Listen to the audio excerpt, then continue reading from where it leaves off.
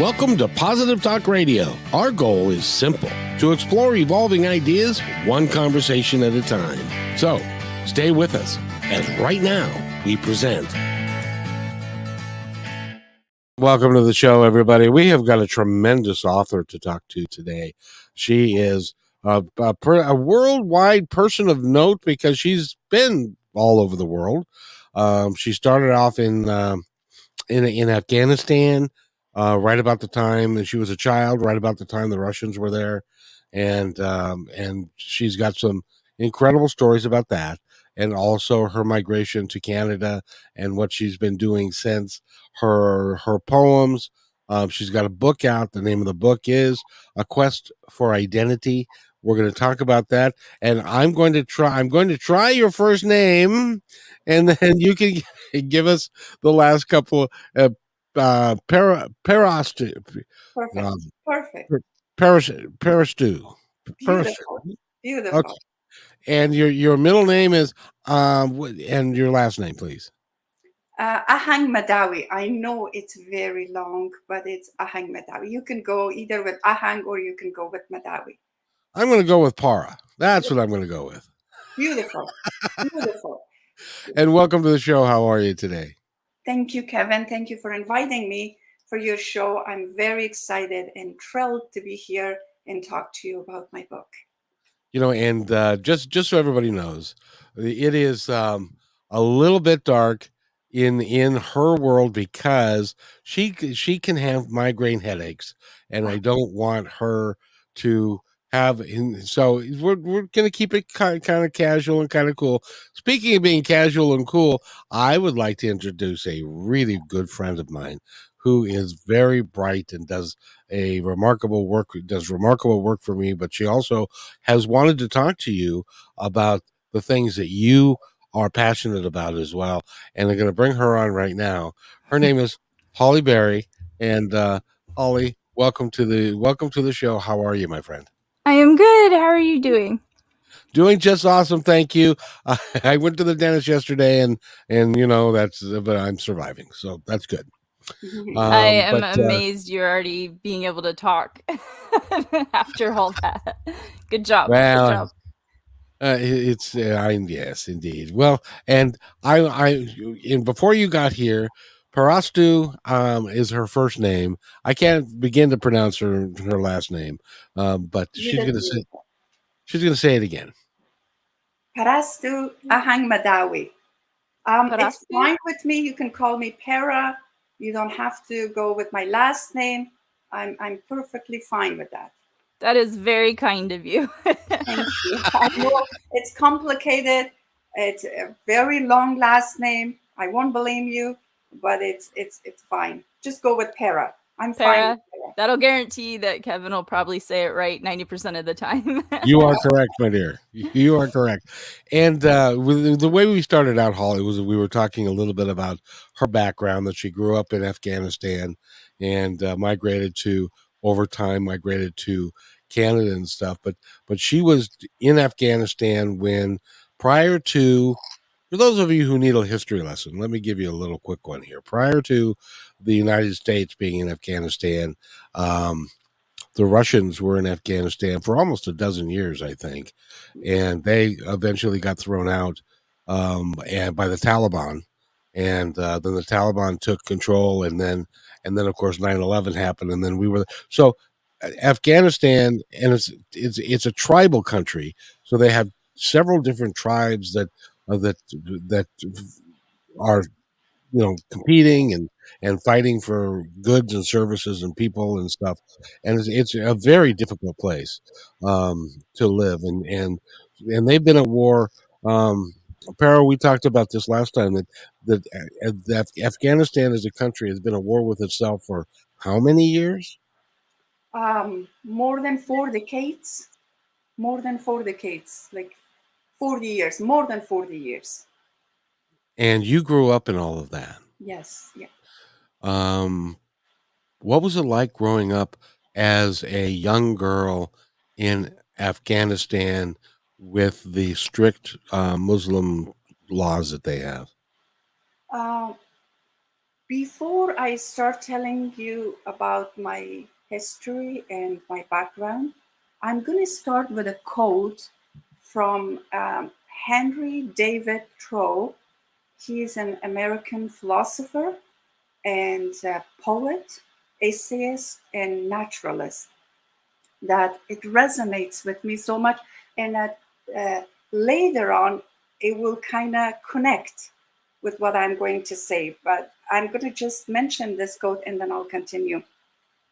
He says, "The greatest compliment that was ever paid me was when one asked me what I taught and attended to my answer." And I will get back to that, like why this resonates with me. I was born in Kabul, Afghanistan. I was 9 years old, 9 years old, when the war between communist government and Mujahideen started. And it was a totalitarian regime by communist government in Afghanistan. I remember I was a kid and my father, we were going to school, my brothers and I. My father gathered us and said that just remember, when you go to school, never mention your race, because we are from a Tajik descendants and we speak Farsi Dari. He said never mention that because of that regime. And then never mention anything bad about the government. It was that bad. Everything, we had to just put a blindfold and pretend everything is okay. Everything is nice. It's the best government. They do everything best for the people. We grew up in that kind of environment. And beside that, it was war. On top of that, it was like a male-dominated country, and the cultural difficulties and everything. We grow up in that type of environment. I finished high school, and because of war, the war dominated the rural area of Kabul, and then it was getting closer to the capital city, and people were panicking, and they were trying to escape and go wherever, to the neighboring countries, anywhere, just to survive. The people who could, they could fly. The people who couldn't, they had to live there in the mercy of God's hand. Anyway, and for women, like, it was really hard to live in that kind of situation. I finished grade 12 and I got engaged. That was kind of a way for me for my parents to send me abroad, to make me leave that kind of situation. And then my fiance was living in Germany, and I got engaged with him to leave that kind of bad situation behind, leave my parents and everyone to survive. Did you know him ahead of time? He was like a family friend. Yes, he was a very good guy, educated, and everybody said yes. I went along with everyone. I wasn't thinking, I didn't know, like, to be honest, these individuality, like you matter, or like as a woman, these things doesn't count in Afghanistan. It doesn't mean anything.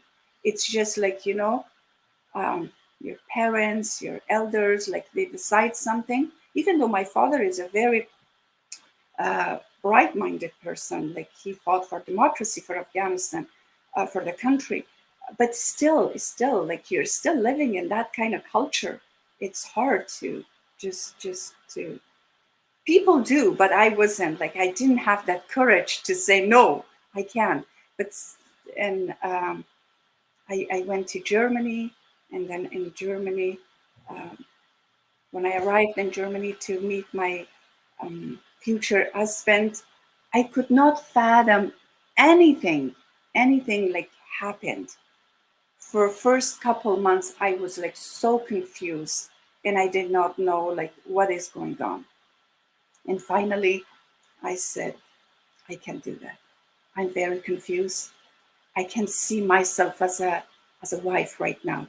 And my dream was back home because I was at university. My dream was like I wanted to go to university and finish university, have a higher education. I was a person like loved reading and writing. Like, you know, I built this dream in my mind, but I could never voice it.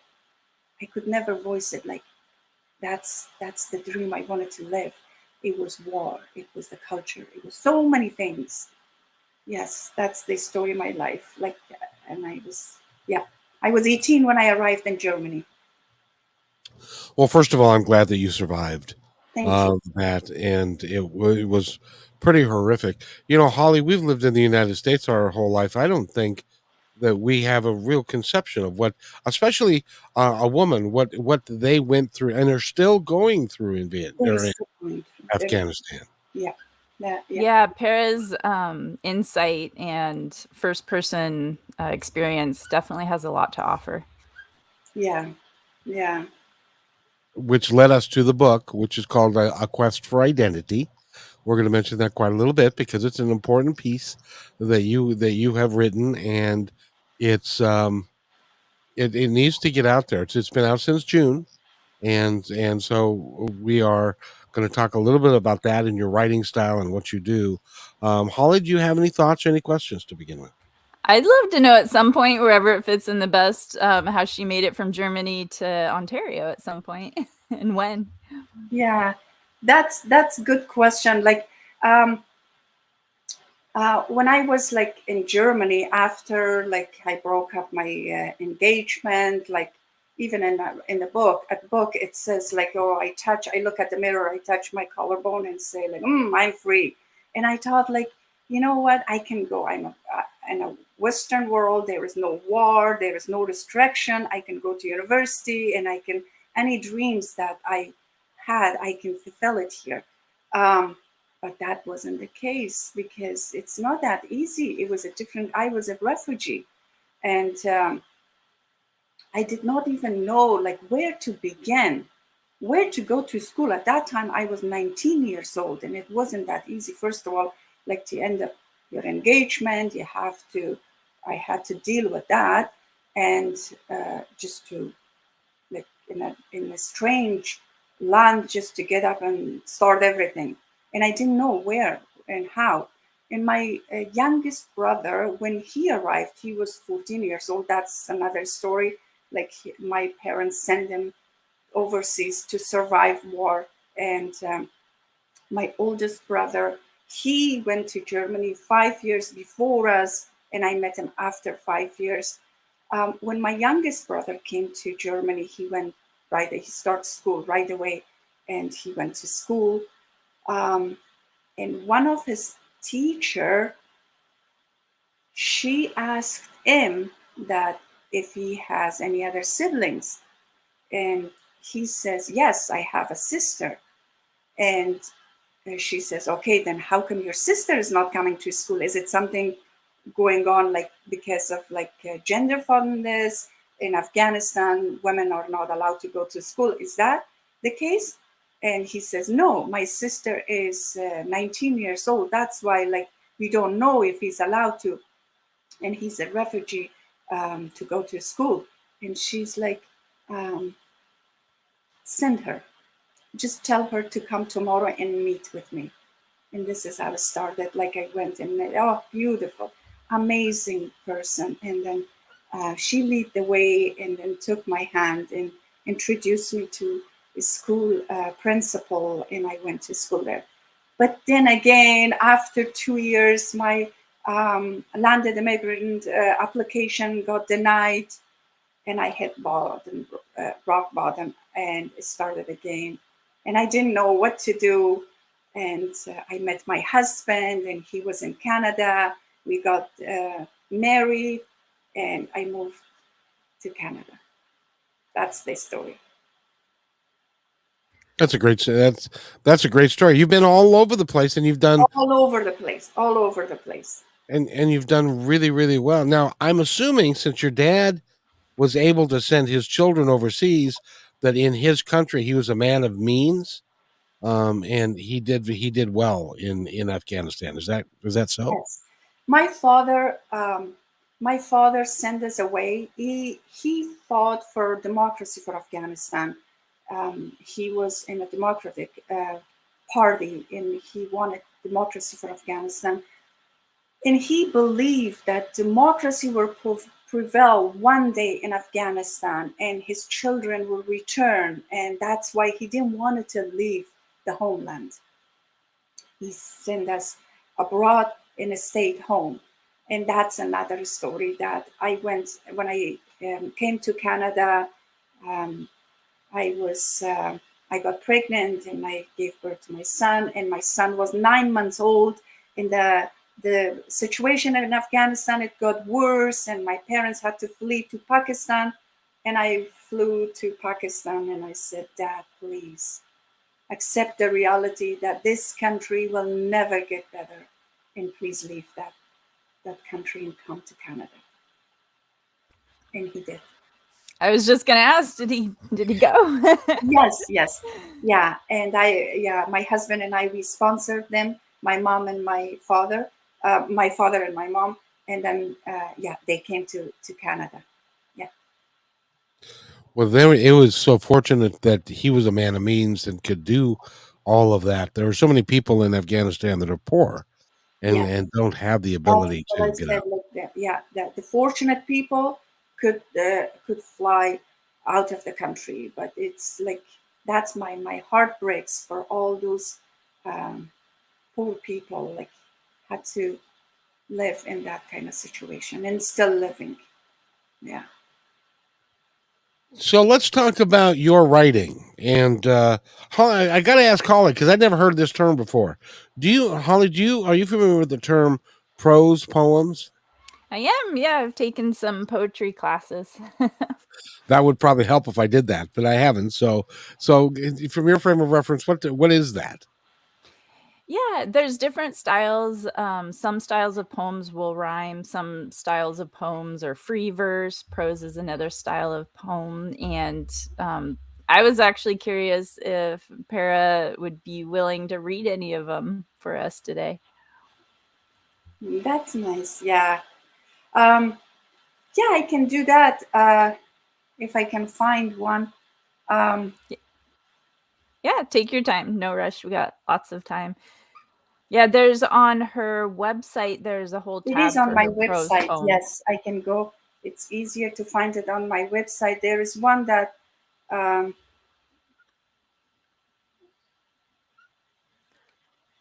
there's also a tab for her book, and there's a tab for articles and a blog on top of it too. I have been so busy, like I didn't get a chance to post on my blog, like it's back of my mind. I have written like a couple prose and articles. It's just like so busy. Life is like, it's really busy. Kevin knows all about that. What about being busy? Yeah. Nope. I didn't tell you, Holly, because I haven't talked to you today. But yesterday I was on a podcast later on in the day, and she read my bio. And if you read my bio, it sounds like I can't keep a job. We might have to work on that then. I've done so many things, but it just like Para, that you keep going and you keep on going and you keep on going, and things just kind of develop. And she was a poet, and then that developed into the book, and she's going to school to learn how to write even better and more consistently and different things. And so she's very busy following her passion. And Yes. Yeah. did you I'm find? ready. I'm ready. This is a prose poem that I wrote. It also explains my name, which is a good thing that you would know what this name means. It's a combination of so many things. Like I'm gonna read it. I'm not gonna explain. Like you will. Parastu, present. Parastu, Parastu, Parastu. It's first grade, and the echo of my name resonates across the room. I'm curious to know what my name means, asked my father. Father, can you please define Parastu? My father collects himself and earnestly states, Parastu is a bird that conveys the longing of spring in a distant time when the cold weather is replaced by warmth. Parastus start appearing on the horizon to fly back home. Once they locate Parastus, men start celebrating the beginning of spring in blossom. It has been years since Parastu left home, for the ferocious winter and still flies from region to region to call it home and return with this spring. I think to myself, where is Parastu's home? Like Frog, I plant my wings in the garden of life to blossom one love, then I call it home and return with this spring. That's That beautiful. yeah, Thank that you. was wonderful. Thank you. It's just the big parastu. It's a bird. It means a bird. And then in ancient day, people when parastus when they located parastu on the skies, they knew that spring is coming. That's the meaning of my name. I like that a lot better than groundhogs. I was just going to bring up Groundhog Day because in our country we've got this thing where this little rat. What is he? Is he? It's definitely in the rat mole type family. And if he comes out and sees his shadow, there's going to be 6 more weeks of winter. Yes, I heard that 6 more weeks, and I'm like, oh, 6 more weeks. And if he doesn't see his shadow, it means that spring is coming. Yeah, So yeah. I don't know, but that's a beautiful name. Thank you. That's Thank a you really so good much. example as well, Kevin, for prose poetry. So Yes, you see yeah, how that's different what it it is. is from like Cat in the Hat. Yeah, it doesn't. Yeah, yeah, Green it's eggs and ham, you mean? yeah. Yeah. Yeah. No, that's really good. And I love the way that I love your writing style, Thank you. because even in the book, Quest for Identity, you have a little snippet here, and it says, "My eyes watered with remorse. No one had ever asked me about myself before, Yeah, who I am as a person, as a woman. What did it mean? My yeah, happiness, my dreams, my longing. I suddenly felt a jolt of power in my hands. For once in my life, I had the freedom to do whatever my heart desired." I love yes. that. Thank you so much. Now we go back to the quote that I read at the beginning. That is, like, when David Henry True like says, it's so important when someone's asks you, what are your thoughts? What do you think? It's so important, and someone's listens to you, like, because we as a human being, we all have thoughts and feelings. We just need to voice it, and then for people to listen to us. That's why, like, when my son asked me that question, that, Mom, what your heart desires, it's just like it felt like once in my life someone paid attention to my desire as a woman, as a human being that I matter. And that's not only the case for me, it's the case for all women in Afghanistan and so many other women around the world that who lives under, oppression.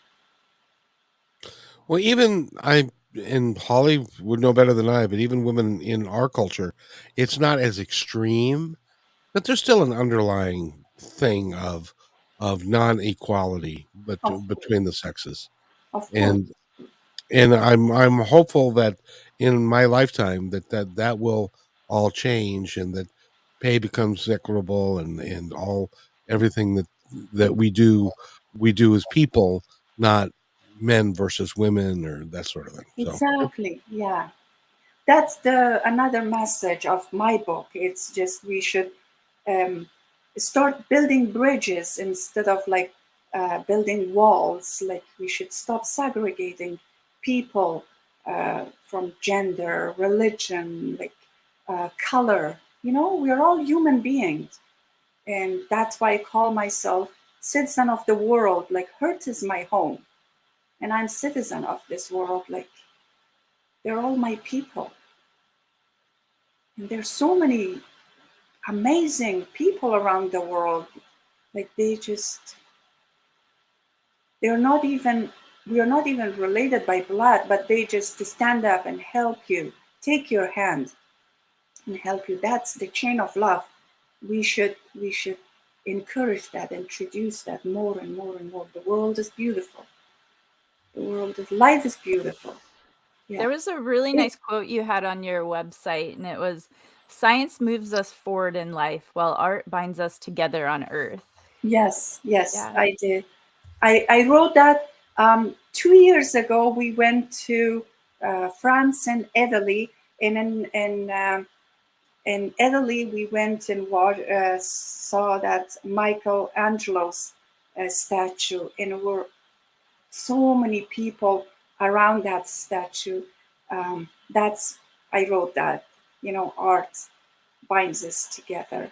Yeah. Is that the Statue of David? Yes. Yeah. Statue of David. Yeah. Well, you know, there are a lot of people that just go there to look at David. I think I don't know. It's an amazing. Do you know how that came to be? The story goes that he had this hunk of marble that was twisted in the middle, and so it was considered useless. Okay. They couldn't use it for anything because it had this unique feature in basically in the middle of it. So he created the statue David, where his torso was moved a little bit in, and so it fit perfectly. So rather than something that is worthless and useless, it became a piece of art that is valued around the world by everybody. And I think that's a good way to look at how we are. That's true. We are valued. We can be and should be, in my opinion, valued by everybody. Yes, that's so true. That's so true. Yes. So if someone was to play you and you put your life into a movie, who would you pick to play you in that? I don't want it to, because she is a very, I really like her work. And when I was in Germany, that was the first movie I watched, and I really like her. It's Julia Roberts. And I even laughed at, that's amazing how you asked me that question. I laughed with my son about that. And I'm like, if one day they pick my book and say, we are going to make a movie about this, I would love Julia Roberts to play that. It's a little bit too much just, but I was in Germany when we watched that Pretty Woman. I watched it 3 times. Yeah, because she's amazing. And I just laughed with my son. I said, like, one day. She really is amazing, and she would be perfect for your character as well. Thank you. Oh, thank you so much. And great question, Holly. You know, that was a great question, and I thought about it. It's so funny. Thank you. so it's that brings up a whole different conversation, but we'll have that later, Holly and I, because but we value what you're doing and who you are, because you are really with your book and with your experiences, you can help some of us understand. And let me ask a question now. When we start talking about blood, blood relatives or a tribe, and why is it that some cultures value the blood that runs through your veins, calling it like if you're the Pashtun or you're one of the other tribes there. Why does that separate people so much? Is it just because of their philosophy and it's been that way forever, or is there something? Describe it. Do you understand what I'm trying to Yes, yeah. ask? I would just say lack of education, lack of knowledge, you know, um, because if you have knowledge, if you understand everything, all these things become so like uh, without value, you know, like uh, I would say lack of education, because if you don't have education, that's why like you cling to those things, like you know, you're uh, um, your blood, like you know, you're oh I'm Pashtun, you're Tajik, or you're this and you're that. Um, like call people by race, call people by name. I would call it lack of education. That's all I can put my finger on. Other than that, I don't know. Well, from our cultural standpoint, the United States is a melting pot, as is Canada. We were one of the last places that were settled, and so we've got all kinds of people here of different races, of different nationalities, where they came from, and so forth. Back there, you have got tribes that they look from the outside, they look identical to us as far as people goes, but they still have got wars between tribes Yes, and that's and unfortunate. That's why like there's so much war around, like in my country. It's all because of these things. It's the tribal war. Like I'm this, you're that. Like it's just instead of like bringing people together, you're separating people by language, by gender, by um, race, all these kind of things. It's very unfortunate. It's very unfortunate. it's for someone like me, it's difficult to understand why. Yeah, yeah. It's lack of education because um, that's all I can put my finger on it. Yeah. Well, and over the course of time, I'm sure you've seen bombings and you've seen people hurt and that sort of thing in Afghanistan. Am I correct in that? Oh yeah. Oh yeah. I have seen all of those. Um, that's why, like, there is a story in my book that one day, especially like you know, as a teenager, like uh, all the things that the teenagers are doing here, it's so easy for them, like, okay, like to walk with their friends to the swimming pool, to go to the theaters, to go like meet friends somewhere. Those kind of things, little things that it means nothing to a teenager here, it meant so much for me back then.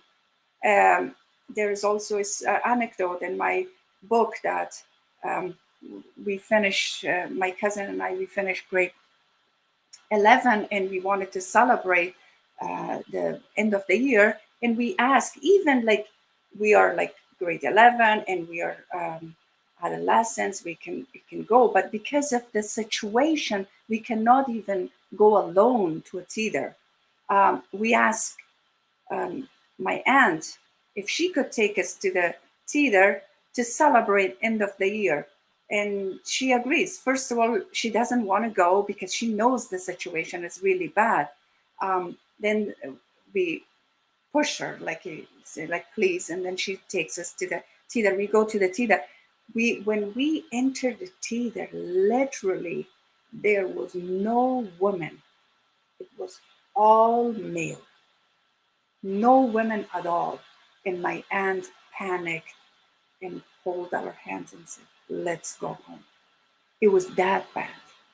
It's just like, I cannot even describe it how bad it was. Like when I told my kids these stories, they could not believe, you know, how easy it is here. Like, you know, it's Friday night and friends, they just like, oh, let's go out to do this and to do that. For us, it was just I was always with my books, and my paper and pen and write poems.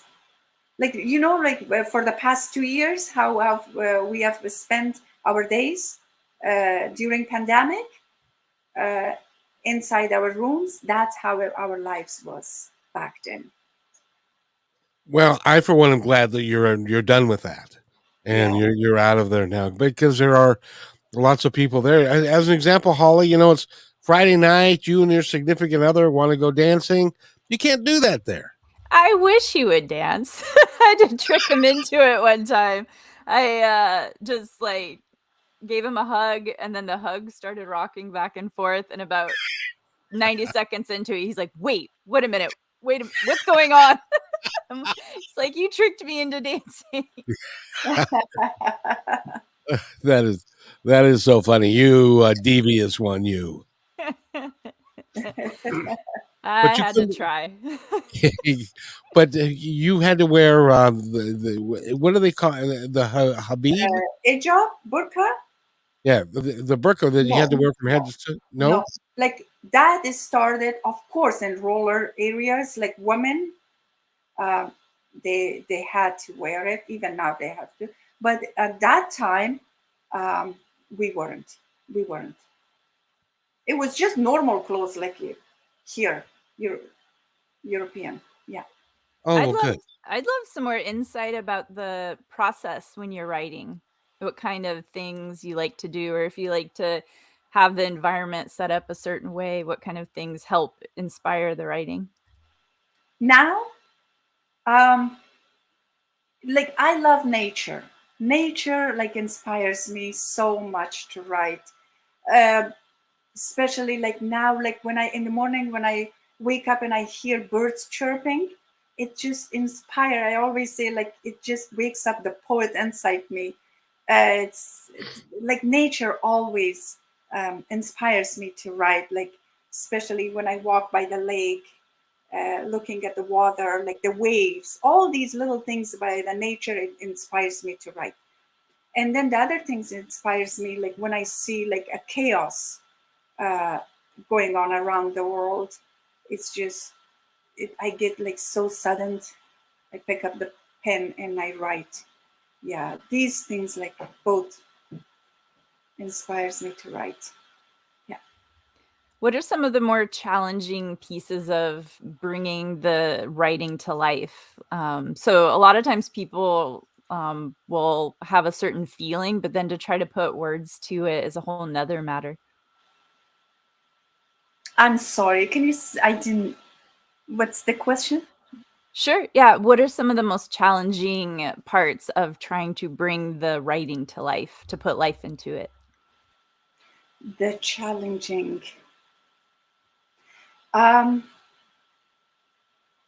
With my, can I give an example about my book? Yeah. Okay. This was like, it was so challenging because when my son said, "Mom, you love writing. Why don't you start write a book?" And it just gave me to think, gave me an idea to think back about all the people that came across my way and helped me and shaped me who I am right now as a person. And I sat down and thought about that. This is actually how the story started with Frau Boss, my teacher back home. And I said, okay, like I'm gonna write about her, like what an amazing human being she is, like, you know, like just to ask her student, like, do you have a sibling? And it's a woman, bring her. I just wanted to write about her. And then I start writing and writing, and it was only 20,000 words. That's true story. Only 20,000 words. And at that time, I was taking online classes, creative writing classes. In one of my teacher, she asked me, she also praised me on my style of writing. She said, like, I like your style of writing. And I kind of opened up and I said, I am writing about, I have a project and I'm writing about my story and this is, and she's, oh, okay, I'm going to give you my email. If you want someone to look over your writings, here is my email, send me over. I got excited and I sent the 20,000 words that I wrote, I sent it to her. She read it and she sent it back. She said, Parastu, if you want to write a book, 20,000 words, it's not a book, it's a novella. You have to start writing more. And this is how it started. I'm like, okay, what else should I write? I just wrote about her. That's all I wanted to write about her, nothing else, not about my life. I just wanted to write about her. And she is like, no, you should write about yourself. That's very important. You have to write about your culture, your story from home, and then Germany, and then Canada. This is like the challenge that I faced. It was that time. And then she said, like, go from Afghanistan, Germany, and then Canada. And I kind of said, like, I'm going to go with your idea, but I'm not going to go a linear way. I'm going to go non-linear way with the flashback and flash forward. She said, okay, you can do that, but you have to write more. Yeah, that was the challenge. Honestly, it was a big challenge. I thought, like, okay, 20,000, I'm going to write about her. It's going to be done. She said, no, you have to write more. So how many words did it end up being? It went to, because it got edited 4 times, it went to 70,000 words and then went back to 60,000 and 70 and then 60. It just fluctuated back and forth. Yeah. Holly, I apologize. I interrupted you. Oh, yeah. No worries at all. I was just curious, that first teacher that asked your brother to bring his sister to school, if you could talk to her today, like what would you want to tell her if she was here with us today? Oh, she is, I call her my mother. She's my mother. I send when my book, that's why, like, the reason I rushed for that book to be published, I just wanted to, when she's still, because she is not feeling well, she's ill. I just wanted the book, to present the book to her while she is here. If she was here, I would say, thank you so much. You taught me the chain of love, and I'm going to pass on. I'm going to continue with that one. And I'm going to pass on your message to the next generation. That's beautiful. So, by the way, we've been talking to Parastu, and a bunch of other words that I can't say. And by a bunch of other words, he means her beautiful long name. Yes, beautiful long name. And I want to talk about your website, which is a bunch of letters.com. So could you tell me, could you please describe your website, which is and people can go there and find out all about you. They can order your book, they can do all kinds of stuff, and they can read your poetry. What's your website again? It's www.parastuahangmehdawi.com. And my books are on Amazon worldwide, and it's on Barnes and Noble, Indigo. And I have, in 2 weeks, I have a book signing event at Indigo, downtown Toronto, Eaton Center. If anyone in Toronto is listening to the show, I would be delighted to meet you there. And you spell Parastu Parastu. Yes. And Holly, we were talking before the show and before you got on that she is a writer by trade. She's learning and wants to be a much better writer. Social media and those sorts of things do not really. She doesn't do a whole lot of those things, And so we talked about the fact that we have a production company and that we can help her do a few things. And she's interested in that. One of the things that I would highly suggest you look at is I want your book to do extraordinarily well, and have someone look up the domain name A Quest for Identity and see if that comes up. And if you have that ability to get that, it's like $25 or $15 or whatever it is, that would, and then put everything about your book in there. That would be a great way to get, for you to get the word out to those people who have no shot at pronouncing or writing or your last name. You mean all the people like you? All the people like me that there isn't a chance in heck that I'm going to be able to sound it out and to get it to the right place. So that's just a thought of it. And to help support that as well, if you're interested in our giveaways, we actually do giveaways where we can help with social media clips and cards and videos, or personalized interviews where it's all about you. You can give us the questions even that you'd like us to ask, and we give those away monthly. If you go to our website, and this is for everyone listening as well, it's equal opportunity here. It's positivetalkradio.net, and on every page you'll see a connect form. And so if you subscribe to that, that's where we give away those monthly free social media editing, like video, audio, digital. I think we've even done logos for people before too. So we're more than happy to help people in that way. Yep, we've got a somebody that we're doing a 30-minute interview for them to take the MP3 or the MP4 file, if it's video or audio, and they can take it and use it for anything they want to on their website or in YouTube or any of their accounts and that kind of stuff. It really is something that not a lot of people are able to do. We are, and so we want to put that out there for folks. So I would love to talk to you more about that and see if we can't, kind of not spend a whole ton of money for you, but nudge you in the right direction, because I love your book. I love the premise of who you are. Thank you so much, Kevin. Thank you, Holly. It was a pleasure talking to you. It means so much. Thank you for your support. Your support means a lot. That's what I'm saying. Like, I'm citizen of the world. This is our home, and we are all related. Oh, that gave me tingles. I'm giving you a really big hug through StreamYard right now. Yes. And normally what I like to do at the end is to say, Parastu, you can say anything you want.